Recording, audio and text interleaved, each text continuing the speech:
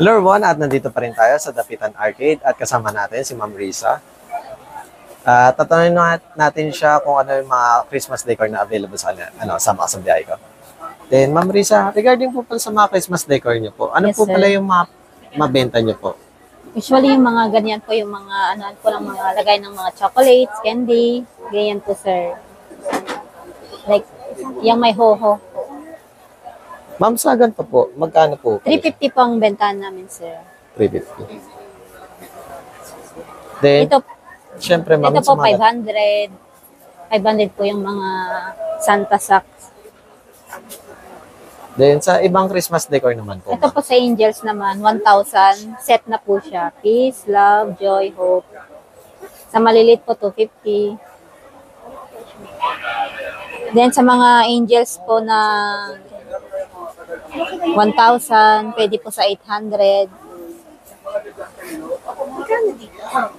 500, ma'am. Hanggang 450 po. Yes, ma'am.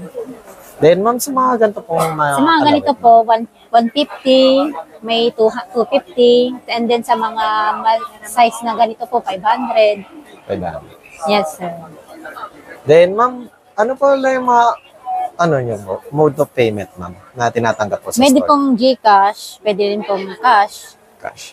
Then, operating hours niyo po, ma'am. From 8 to 6. 8 8 to 6. a.m. bubukas po hanggang 6 close p.m. Then, open po ba kayo daily, ma'am? Yes, sir. Then, if ever pala, ma'am, na hindi po sila makapunta po dito, ma'am, meron po ba kayong mga social media? For example, Shopee, TikTok po. Lalamove. Lalamove. Yes, sir. Pwede po siyang mag-deliver through Lalamove.